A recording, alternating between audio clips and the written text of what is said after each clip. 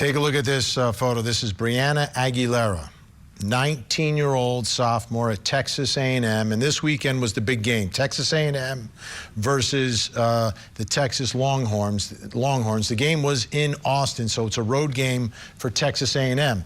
So Brianna Aguilera went to Austin and went to the game. And then after the game, she was in an apartment up on the 17th floor. She was found around 1 a.m. on the ground outside of that apartment complex. Her mother was trying to contact her, contacted police, and then around 4 o'clock on Saturday, they put 2 and 2 together and realized that the young woman they had in the morgue was Brianna Aguilera, Stephanie Rodriguez's daughter. And now mom is absolutely heartbroken. Investigators are telling her that it was suicide, that she took her own life. And mom was questioning that, saying, wait a minute, I know my daughter. There was nothing going on in her life. Like, she's 19 years old. She's a sophomore in college. She's a 4.0 student. She's planning a future to go into law. And I was texting with her.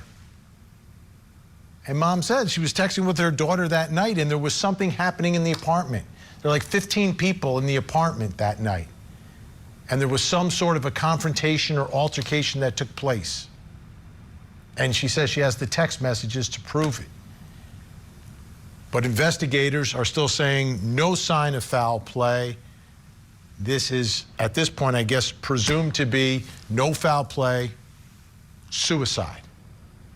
Although the investigation is still continuing. Now, we're having some trouble reaching Stephanie Rodriguez right now. Could you imagine what she's going through right now with all of this happening? So hopefully she'll pick up as we attempt to contact her again. We spoke with her earlier today. But I want to bring in our think tank in the meantime. Bob Bianchi, Rick King, Dr. Sue Kornbluth. Dr. Sue, I'll begin with you first of all. I'm skeptical about the suicide. Number one, it seems like it's a very quick conclusion to come to. But I'm thinking about the setting. It's a party. Like she's at someone else's apartment.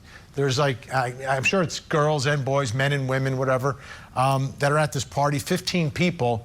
And that's when you decide that I'm going to end it all. That, to me, that doesn't fit the stories we usually hear about young people taking their lives. What are your thoughts? What is your initial reaction to what we're hearing here? Yeah, when I read this story, my initial reaction was that this was probably not a suicide and that something had happened at that party, perhaps out on the balcony, that maybe the other people in there didn't see. When somebody is pushed over a railing, it doesn't always mean that she's going to have bruises all over her body unless she, started to fight back, but it could have been very quick. This doesn't seem, from what has been presented to us, as a young kid that would be committing suicide at this point in her life. It seems that she was, a happy-go-lucky kid that was enjoying life, was going to the football games. Now, of course, Vinny, we don't know what goes on inside of anyone's head mentally. So I don't know what was going on inside of her head. I don't even know if her mother does. But to me, it does not smell like suicide. And my heart goes out to her mother for her loss, no matter how this happened. It's horrific. And Bob, one thing we're hearing here from the mom was that she had these text messages, and it didn't seem like, at least she's saying, the detectives were not that interested in what she had to share with them. That struck me like, come on, guys, come on. Like, you want all the information. Vinny, this is an epidemic problem in law enforcement. When I was an assistant you know my history. I was in the homicide squad. We were curious. We cared. When I became the head prosecutor, it got to a point where I said, if anybody says the word suicide in the first 5 minutes of an unattended death, or a death in which there could be other explanations, you will lose your job. They literally would refer to it as the S word because so many cases were being written off immediately as suicides and medical events because they didn't have the desire to investigate any further. And it sounds just like, and here's the other thing. The pathologists and the medical examiners a lot of times go along. There's this game that's played with the investigators and with the pathologists. How do you know it's a suicide as opposed to an accident, for example? She fell over that thing. How do you know it wasn't nefarious? Why aren't the detectives looking at these text messages, interviewing? This investigation would take me weeks, maybe even months before I would even approximate coming close to the idea that something like this was a suicide. But you know what? This goes on, Vinny, all the time. I know the public thinks that a lot of times prosecutors are like falsely charging people. They don't realize the epidemic of where they're just trying to close the case. Maybe Rick can confirm this. Close the case and move on. That's what I think is happening here. Yeah, I was going to say that as a parent, I don't know that either ending is good for me, whether it was suicide or something nefarious. Either way, there's a hole in the heart that's never going to be filled. But here's what I would say, man. I'd like to think that they talked to the 15 people that were in that office or that apartment. I'd like to think that they are using some sort of geolocation, either cell phone or videos, trying to put together what happened in the moments following the tailgate leading up to her time in that apartment building.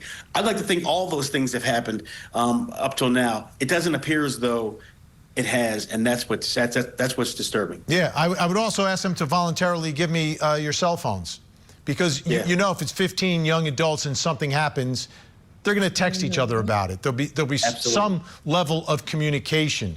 Absolutely. And I'd like to know what's going on at around 1 o'clock in the morning. Nobody saw her missing.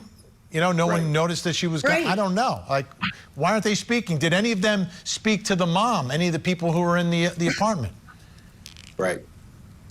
There's a lot. I don't know. Was she just gone and none of the 15 people noticed that she was gone and nobody called anyone?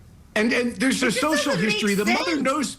The mother knows this child. This is like important to me. And you know what? Jumping off a building for 17 stories, doctor can tell me better than anyone, is not a typical way, I hate to use gender here, that a woman, I'm not saying it's just not normal that all of a sudden you decide to jump off a 17-story building. It's odd to me.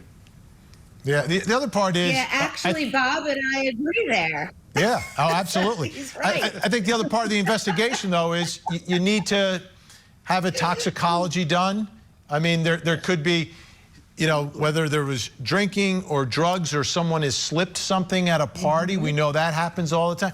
There's so many unanswered questions, but to right away say suicide, that's where I'm so troubled, Rick. It's like, how is that the fallback position so quickly? Like, this is just Tuesday. She was getting word on this, over the weekend. Like, initially, oh yeah, it was. What do you mean it was suicide? How do you know? How do you know? Was there a note? No.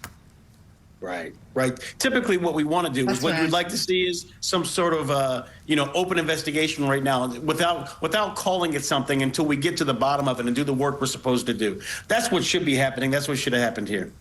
Yeah, and obviously we don't know, and I don't think anyone knows, other than those who could be involved.